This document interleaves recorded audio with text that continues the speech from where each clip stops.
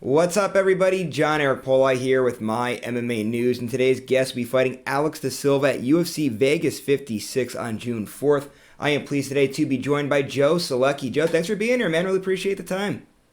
Yeah, man, always great talking with you. I appreciate you having me on. Yeah, no problem at all. So, I have a history question before we actually get started here. I was going to lean with this, but then as I started to go through my introduction, I'm like, I might be wrong. So, before I make an ass out of myself, I'll ask you and see if I'm wrong. North Carolina, the first flight state, correct? Yeah, I believe so. Yeah, honestly, I need to brush up on my history, but we live in Wilmington, which is right next to Wrightsville Beach, and then like I started thinking about like I saw a bunch of like airplane stuff. I was like, oh, is this like after the Wright brothers? So honestly, I'm not too sure, but I have to figure that out. But I think so.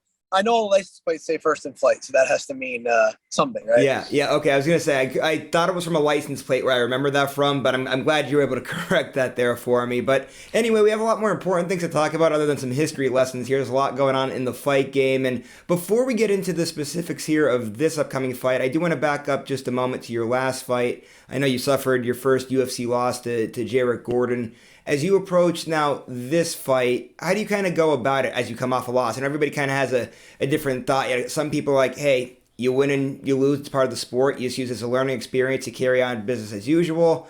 Other people, there's that grit and grind, and they bust their butts so much harder in the gym after a loss. How do you kind of go about approaching it? Yeah, both. This one was particularly tough because it was such a winnable.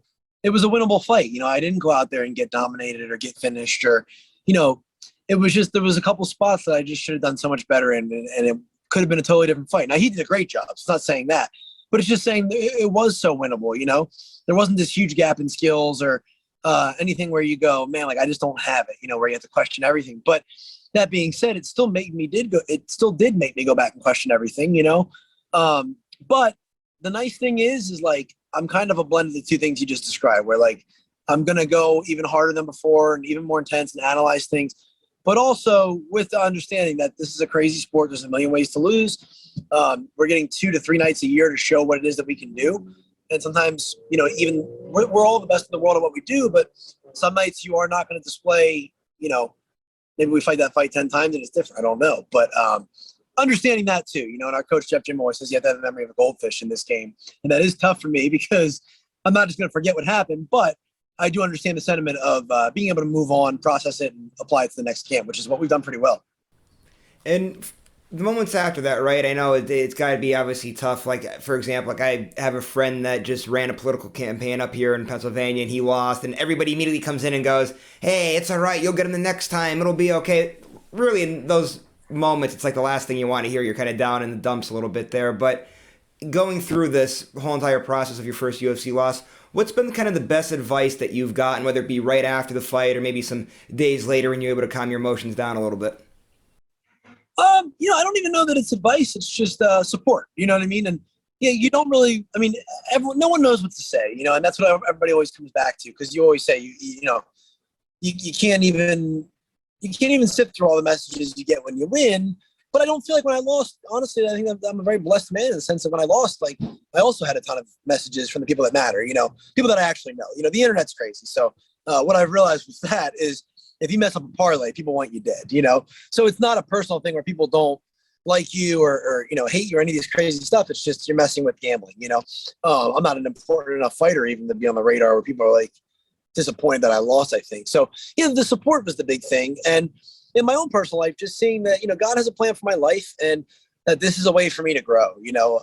The obstacles are going to help me develop, and probably ways that I'll see years from now. Like that happened the last time I lost. You go, oh, well, if I'd have won that, I'd have been in this position. I wasn't ready for that, maybe mentally or also, as an athlete or whatever it is. I'm sure it's something long term that will show itself later on in my life. But even short term, there's been so many things where you're like, oh man, like I can see how this has benefited me just as a human being, and as a child of God, not even as a fighter. And then, ultimately that carries over to my fight career as well. But that's been the biggest thing is just understanding that there really is a purpose behind everything that's going on in my life and not being too high or too low and understanding that, on my worst day when I lose a fight, as much as, my ego and everything, I'm a competitor. I want to feed into that so bad and just, be upset. And I went through that, but also I have to understand that like, on my worst day, I'm a blessed man, you know? So, understanding that has been huge and, has given me a lot of freedom going into the next fight, understanding that I was probably waiting for that boogeyman in the closet after having 3 really good fights or 3 wins in the UFC and the contender series before that. And going, man, I'm on such a run. Like, what's it going to be like when all this goes away because you lose a fight? Seeing that I lost and I'm still here. You know what I mean? Everything I love is still here. I still get to go out and showcase myself on a great platform. In a couple weeks here, I get to train every single day and I get to be a competitor, which I love to do. And not to mention the things outside of fighting, like my family and friends. So, it was a big weight off my shoulders just seeing what's on the other side of a loss and going, okay, like, let's just get back to work because it wasn't this big ordeal you're making it out to be. It just sucked, but it was nothing I can't get through. Well, I was going to say, when you said that, right, all right, let's get back to work. Well, you did go right back to work, and you did compete in a grappling match, actually, in between, obviously, that loss and now this upcoming fight, and it was against Donald Cowboy Cerrone, which has to be cool in itself. Just talk about that experience of going out there and competing in a grappling match against, you know, a high-level guy like Donald Cerrone, who's a big fan favorite. Yeah, it was awesome, man. It was the whole event was great. Fury Grappling does an awesome job, and I'd like to be on more in the future, you know, as long as it lines up and doesn't affect, you know, my actual fight career. But it was a blast, you know.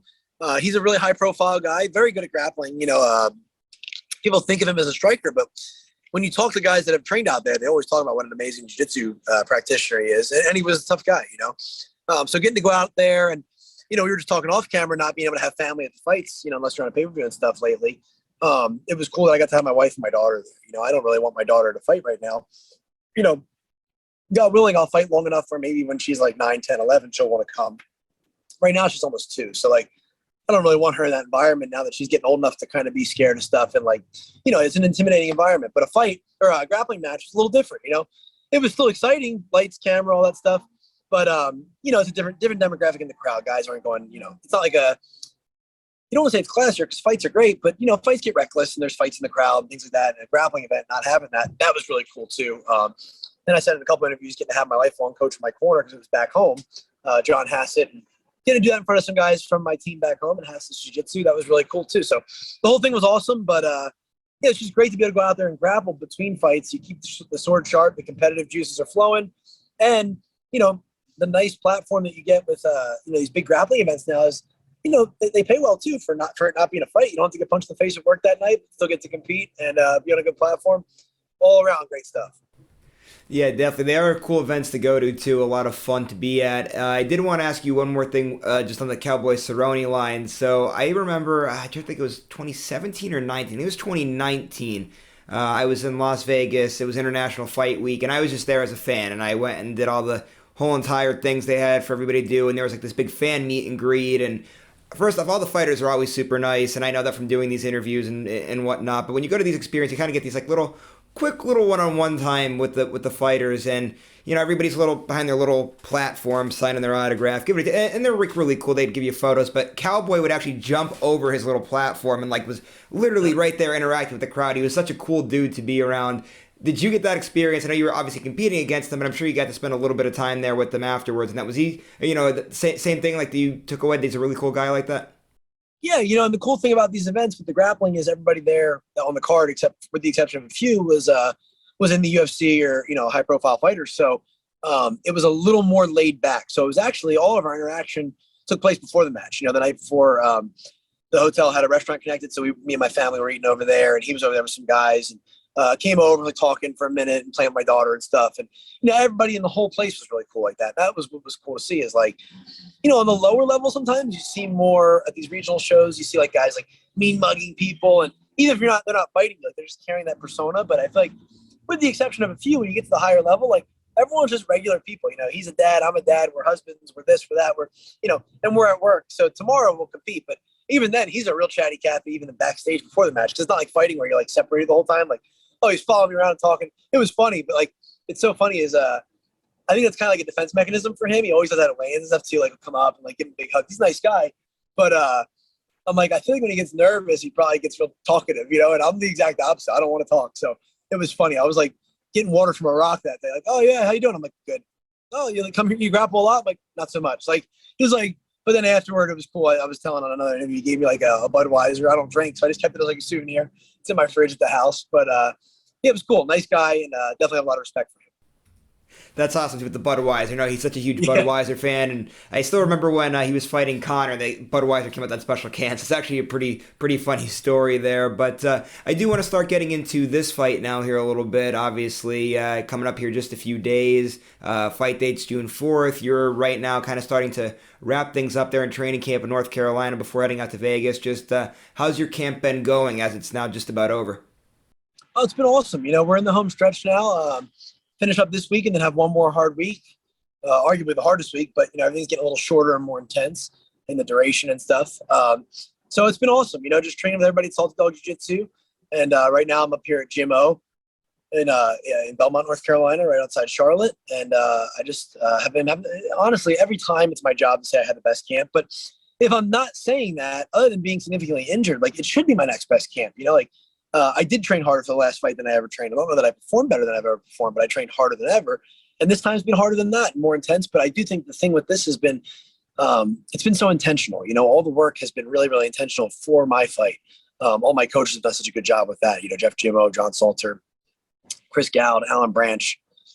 Just very thankful for them and their guidance that I really haven't had to think about anything other than my game plan and how I need to get better every day and, you know, where my effort needs to be going. But I'm coming in with like the rounds are designated, the drills are designated. I'm not planning anything for myself. So it's been really smooth, as smooth as a fight camp can be, you know, tough, of course, but really, really fulfilling too. This is, you know, I've been fighting professionally for, you know, 6 years now. And I was saying to my wife the other day, I'm like, this has been the most satisfying going to work every day has been in a long time. I don't know if it's the appreciation coming off the loss. I don't know if it's the, you know, I really don't know what it could be, but it's been awesome, you know. So I'm really grateful for all my teammates that have helped me this time. There's so many that have just been a huge part of it, and it's been a really intense but really rewarding camp. And you know, like I always say, the whole goal is just going to be to show that on June 4th now. But if I show that, you know, the job's going to be done. You know, so that's really everyone wants to always get into game plan and what are you going to do in this now. Like I don't have a crystal ball to look in and tell you what's going to happen specifically,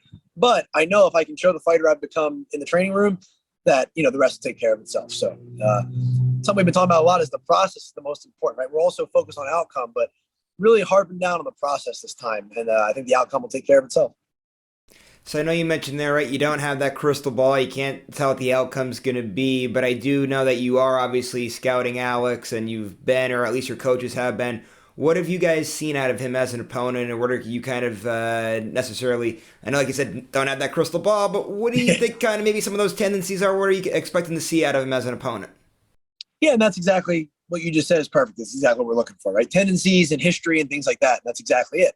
Not coming out expecting anything, but knowing what he's capable of. Yeah, he comes out shot out of a cannon, but he could back up. So we're not, you know, we don't know what's going to happen. But like I said, comes out very hot, very dangerous, explosive fighter, good strikes, powerful, good takedown defense, good level changes of his own as well.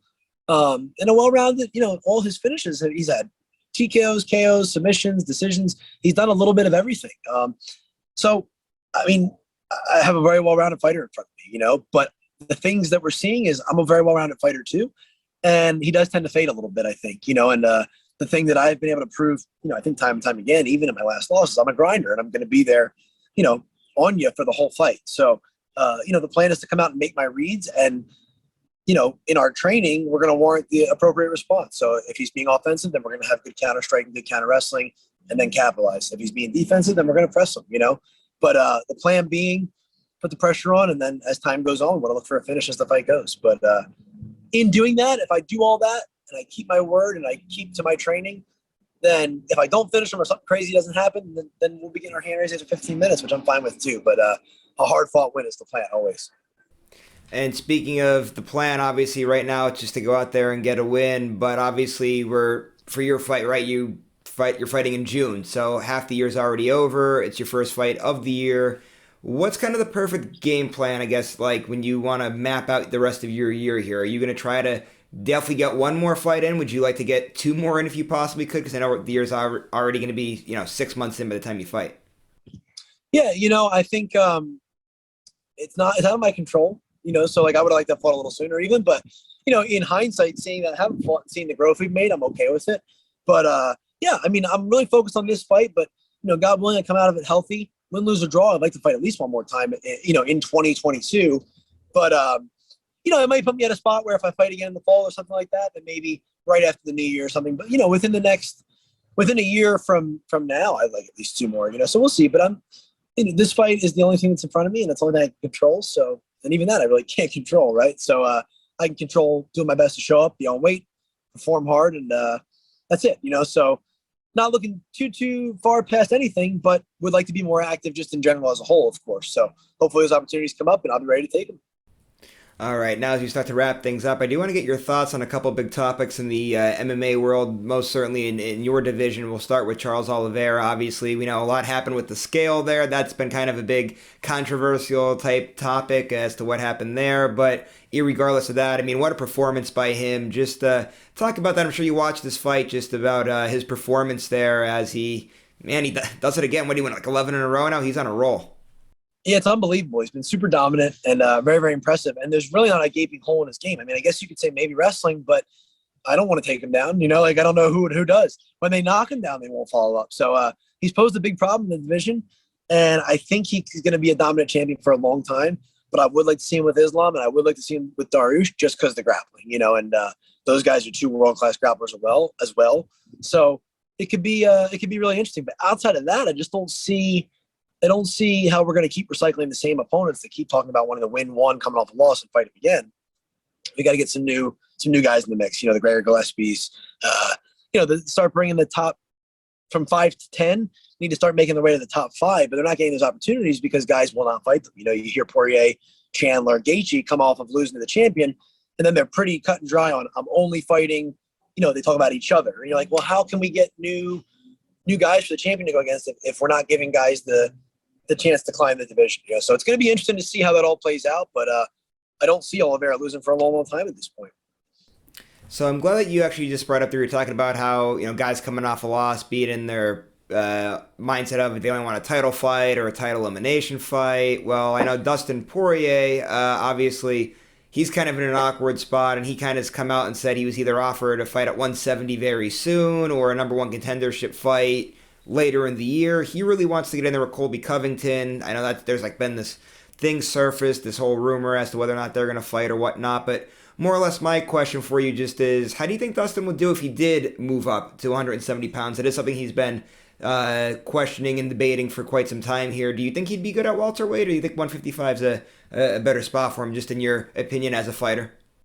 Yeah, I mean, guys get up there, and it seems like going up in weight is the new going down in weight. Guys used to go down to try to rejuvenate their career, and now guys go up and see a little more success. So yeah, I think he's a big guy to my understanding, so I don't see why he couldn't do well. But I think if he's going up with the hopes of big fights, great idea. If he's going up with the hopes of being champion, I don't see that ever happening, because I don't think, trust me, if he fights Colby Covington, no one is going to be rooting for Dustin harder than I will. I'm a big Dustin Poirier fan, but it's a tough matchup, Usman, even tougher matchup. He's like Covington with more power. And the other name that you're not going to hear a lot of these guys calling out is Sean Brady. We are just talking about this in the gym today. You hear guys say, I'll fight anybody, at 170 and 155, but at 70, except him. They don't seem to want to fight him either. So I think those top 5, Hamzat, even Gilbert's a really tough fight for him. So I think outside of that, there's some fun fights. Would like to see him maybe with my teammate Brian Barberena's fighting Lawler, somebody more legend type fights. Fun fights, Diaz, stuff like that would be cool. But I don't think he's going to be a title challenger up there. But that's just my opinion. He can prove anybody wrong. Yeah, no, definitely. I agree with that there for the most part. A lot of those are tough matchups there in the top 5 for him there. But when you were saying about with Nate Diaz and all that, of course, those are matchups that would definitely sell. I'm sure the fans would probably go crazy for it because obviously those guys have all the stuff to do with McGregor and got a big spotlight after that. And yeah, I thought you hit the nail on the head perfectly there with that. But now to just wrap things up, I did want to ask, I know you've mentioned your family quite a bit throughout this whole entire interview here. I just wanted to end by just asking about the family and how it's been going. I always see all your photos on Instagram. You guys are always doing things together. I see the photos with your dog and your wife and your daughter, and you guys are always just having so much fun there. So how's it been just enjoying the whole entire family life, hanging out at the beach and all that type of stuff? Yeah, it's been incredible. I'm super blessed to have my wife. She's been so supportive. I was telling a story today, actually, and the other day. Somebody was asking about how we met and all this stuff, and I was like, yeah, I said, I had never had an MMA fight or even really trained a ton of MMA. I was just doing jiu-jitsu, and on our second date, I was like, well, what's your vices? And she's like, I don't really think I have any big ones. I'm like, okay, well, mine's training. I don't drink. I don't do this. I don't do that. But I am like, I train a lot. I'm like, I want to go to the UFC one day. That's my plan. And in hindsight, I'm looking back like, where was I even getting that? And like the whole way through, she's seen it through. And even coming off my first loss, like just so supportive, you know, like obviously I had those moments where I'm looking at them and being like, oh my gosh, I could have gotten one more takedown last fight. Maybe I have double my money or whatever, you know, just such a gracious woman, like does not press me about that. Like so supportive, you know. But in our free time, man, it's been great. We have so much fun. My daughter's getting older now. She's walking and talking a little bit. She's crazy. She's just so silly and fun. And it's such a fun, like, contradiction of what we do every day, right? We do something so rugged and tough. It's like a blue-collar career. And then, you know, if I was sitting in my car like I was planning to be, if I didn't have a little bit of car problems today, you'd see like I have like a pink unicorn mirror that she has over her car seat hanging in the back. And I'm like, what a weird paradox it is, you know, like there's this total two sides now where we get to enjoy like real life and then my fight life, you know, and yeah, everything's been so great. It's just been awesome. And now at summertime we can go to the beach and my daughter thinks she's Moana because we watched it so much. So she's still walking up to the ocean, trying to walk out in it and dancing and singing. And it's just a blast, you know, so everything's been great. Yeah, it's been awesome. And that's been the big thing is realizing like what's important, especially coming off a loss. You go like, maybe I was worried about too much of the noise, you know, like, oh, this person doubts me or this person that. Who cares? You know, it's about my faith, it's about my family, and it's about this fight, you know, and fighting in general. So really being able to focus on them has been awesome. So they're doing great. I appreciate you asking. Hey, Joe, no problem at all. I know you're a big family man there, so I always make sure to ask about your family whenever we do one of these. And I know you actually have to get running now, too, because your car is almost done there at the garage, so I'll let you actually get running. Just one other thing, though, just wanted to tell you again, thanks so much for all the time today. Really appreciate it. And to all the viewers out there, I appreciate your guys' time there as well. So just one last thing now before I head out. Just want to remind you guys, subscribe to this YouTube channel if you haven't done so already. If you like today's interview, please give it a thumbs up. Also, MyMMANews.com. Great content comes out there every day of the week, so make sure you guys keep going there. Go to our social media pages, give us a like and a follow as well. We'll see you later, everybody.